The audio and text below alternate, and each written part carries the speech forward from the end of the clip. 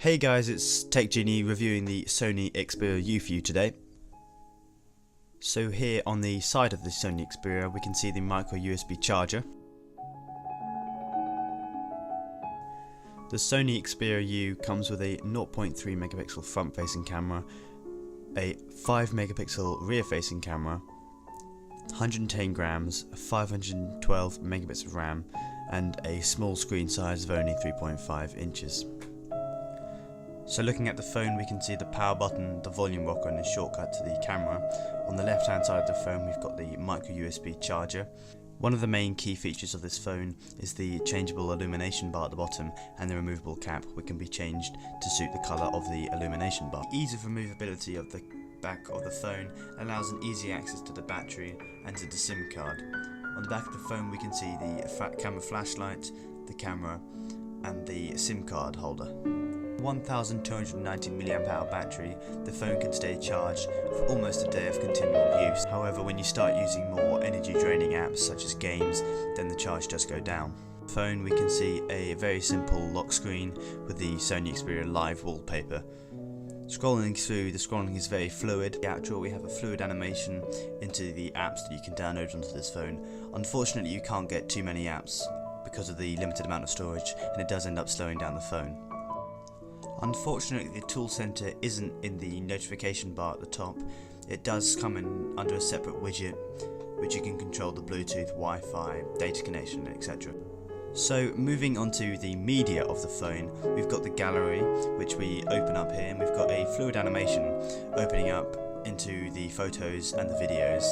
The camera quality on this phone isn't spectacular, but it's what you would expect from a budget smartphone. Unfortunately, there isn't a very fluid animation between the photos. Price of only £150, the Sony Xperia U is definitely a phone to look at if you're interested in a budget smartphone. It's got a very sleek design and a very personalised feel to it.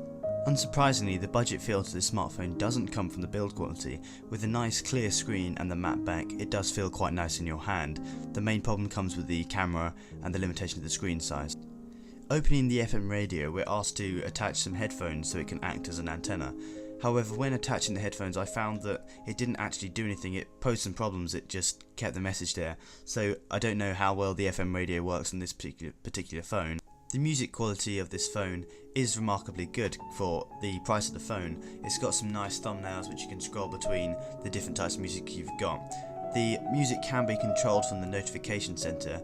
You just tap on it and it takes you back to the music app. So down to the main problem of this phone, we've got the camera which isn't very high quality, especially in the videos.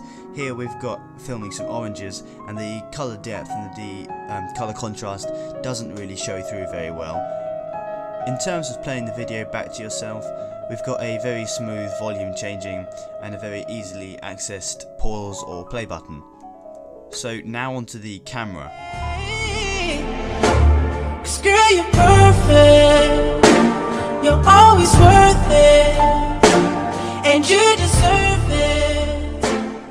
So there you saw a little video of us taking photos of the orange.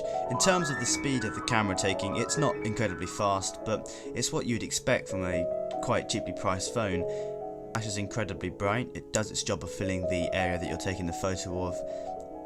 And the exposure levels can be adjusted quite easily just from going into the settings. I did find that this was quite useful, especially in low lit areas, or if you're outside it does create a different effect to your photos. And going on to the different settings, we've got different modes, for example when you're at the beach or when you're watching fireworks. So here are some photos that I've taken using the camera. We've got some indoor shots and some outdoor shots. You've got some good contrast between the colours of the sky and the clouds. Darling, I will be loving you till we're 70. So there was just a video of the oranges that you saw previously. In terms of camera taking quality, it makes up for in the different types of settings that you can use. So here we're using the panorama effect. Now, onto the main selling feature of this phone, we've got the different types of customizable themes, which changes the wallpaper and changes the colour at the bottom. We've got different colours, we've got silk, emerald, green, turquoise, blue, gold, ruby and amethyst. However, I did find that the only colour that seemed to be missing was red. This may be down to the fact that red can be interpreted as battery low or you've got something wrong with your phone, but I did find an app that can change it to red if you want to know. I'll put the link in the description. So opening up the Play Store, it's relatively fast. I mean, it does depend on your Wi-Fi or data connection, but I found that it was quite fast when opening up the apps that you can download. We've got the usual Play Store settings. You can download games. We've got 3G capability, which does make it faster when you're out and about and you've got your data connection on, and downloading games doesn't seem to pose a problem. Problem that is quite renowned in budget smartphones is the scrolling problem, which is when you scroll it and it doesn't keep up, but I found that this phone keeps up remarkably well for its price. However, opening a game does seem to take an awfully long time. This is probably down to the fact that it's only got 512 megabits of RAM, but when the game is open it doesn't crash and it does seem to play remarkably well for the size of the phone. So for example, here's just a little bit of gameplay for an example of hill climb racing, and as you can see there, it doesn't seem to be any problems with it. It seems to play remarkably well. Now testing the speed of the browser.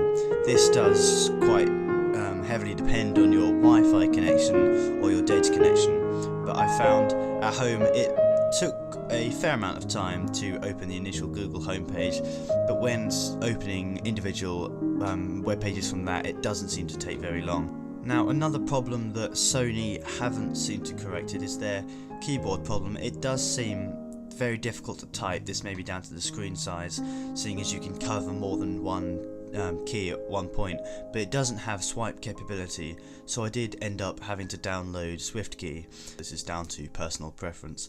Now, another problem with this phone is the fact that it can't go beyond Android 2.3.7 Gingerbread. This sums it all up. I would say this is a remarkably good budget smartphone. Thanks again for watching. Please like and subscribe.